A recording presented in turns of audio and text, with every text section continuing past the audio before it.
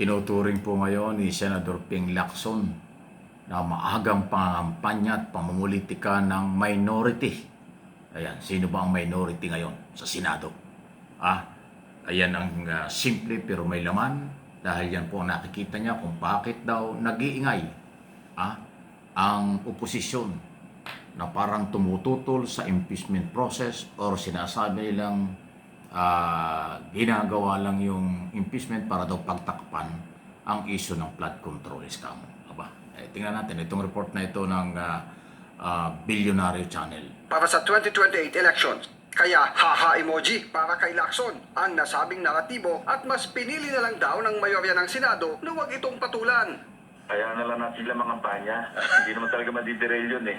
Given naman yun eh. Sinasabi lang yun. Alam mo kasi may mga kasamahan kami na tatako sa 2028. Naunawa namin yung kanilang mga Facebook Live, yung kanilang social media, yung kanilang interview sa inyo. Sa kanyang FB Live nitong Miyerkules, sinabi ni dating Senate President at kasalukuyang Minority Leader Alan Peter Cayetano na hindi dapat maging dahilan ang nalalapit na impeachment trial ng Vice Presidente para matigil ang Senate probe sa flood control scandal. Kasi kung ang gusto ng administrasyon, kalimutan muna natin lahat ng ibang corruption, impeachment muna kasi importante ito. Then that's selective justice, di ba? Then that's discriminating, meaning any other corruption okay na lang sa atin. Basta dito na lang kasi why? So I mean, I won't go into the reasons, obvious naman, di ba? So Yan po yung sinasabi ni Cayetano, sinasabi ni Lacson. Pero mali naman doon si Cayetano. Hindi naman ho pinatitigil ang investigasyon sa flood control eh. Tuloy-tuloy nga ang Executive Department eh. Ang magulo lang ay sa Senado, Blue Ribbon Committee. Kasi pinulitika. Ay masyado namang mapanlin lang itong ginagawa ni Cayetano sa totoo lang. Para bang okay na daw ang korupsyon? Doon na lang tayo pumuko sa impeachment ni Sara Duterte. Nakalimutan nitong senador na ito na yung kinasasangkutan ni Sara ay korupsyon. Di ba? At betrayal of public trust. Yung flood control scam ay tuloy naman ang pagpapail ng kaso, investigasyon at marami nang naipakulong. Ang Senado lang talaga ang magulo, Blue Ribbon Committee. Yung pag-iimbestiga ng minority at ng majority, yun lang ho talaga ang magulo. Sa totoo lang, hindi naman korte sila. Pero ang feeling nitong ilang mga senador na ito, akala mo sila ang manghuhusga. Di ba? Panlilin lang. Pero tulad na sinabi ni Ping Lacson, ako'y naniniwala rin yan, yan talaga ay bahagi na ng publicity. Kasi alam po ninyo, si Senador Cayetano, re-electionist senator yan. For your information mga kaibigan sa buong mundo. Kakandidato yung senador ulit sa 2028. Kasi patapos na yung kanyang bagong 6 na taon as senador. Kaya nag-iingay ng ganyan. Kalokohan naman yung gagawin daw ang impeachment para pagtakpan yung korupsyon. Diba? Ang impeachment ay sa Senado, galing sa Kongreso, at ngayon ay nasa Senado. Ang flood control scam, corruption yan. Mula sa investigasyon ng Executive Department, papunta yan ng korte. Kaya iba yun. Hindi naman pinagbabawalan ng korte na ang Executive Department na mag-imbestiga at mag-file ng kaso. Hindi naman pinagbabawalan din ng Senado at hindi naman nila kayang gawin yun. Na huwag makialam ang korte kapag nasa kailangan ang mga kaso at naipile ang kaso galing sa ombudsman.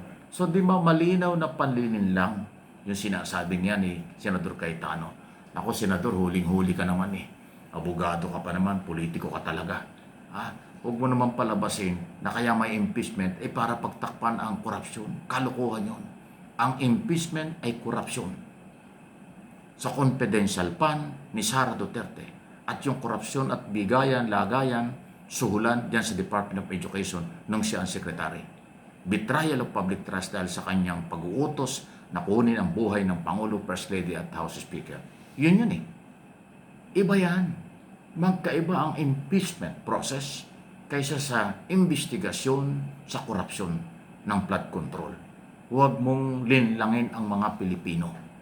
Huwag kayong magpalinlang sa ganyang klaseng paliwanag. Yan ay palusot, political gimmick para palabasing ang gobyerno ay selected ang inahanap na pagbibigay ng hustisya. Sinasabi niya, parang selected, namimili lang. Anong namimili? Hindi ako spokesman ng Malacanang. Wala akong pakialam dyan sa mga yan dahil sila ay nasa gobyerno, sila ay magtrabaho. Ang sinasabi ko rito kung ano ang totoo. May mga kinasuhan, may mga nakulong, may mga wanted, may under investigation. So hindi naman tumitigil ang investigasyon. Natigil lang sa Kongreso, sa Senado kasi magulo kayo. Kayong mga senador ang magulo, hindi ang Executive Department, hindi ang Korte, hindi ang mamamayang Pilipino.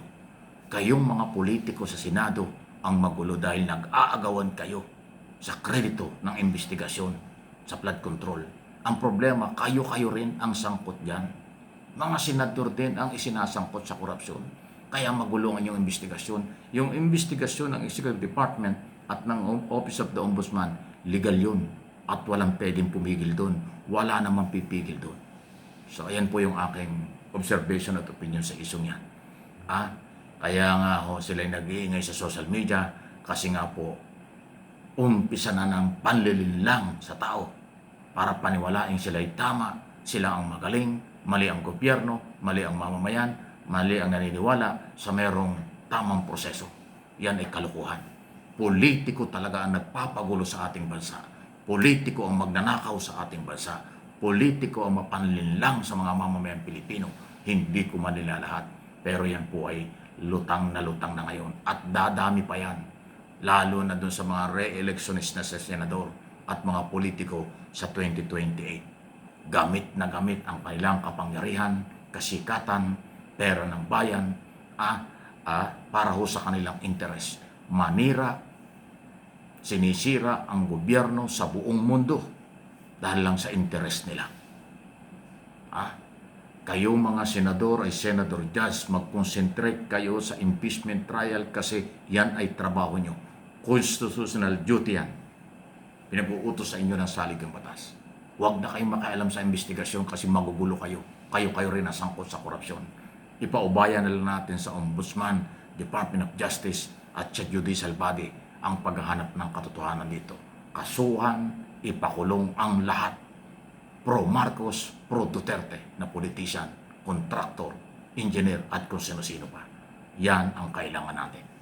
Huwag kayong magpapaniwala sa mga politikong, mga bolero, korap, mga politikong puro panlilinlang para lang sa kanilang interes at kanilang political na galawan for re-election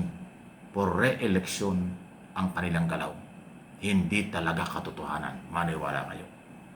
Huwag tayong magpapapaniwala sa ganyang mga tao. Delikado ang ating kinabukasan at bayan sa mga mapanlinlang na grupo.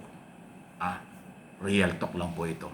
Issue lang ito, walang personalan, pero magmalasakit naman kayo sa bayang ito. Matagal na tayong inaabuso ng mga ng mga politikong nagkukunwari na matino. Please like and share, subscribe, and follow.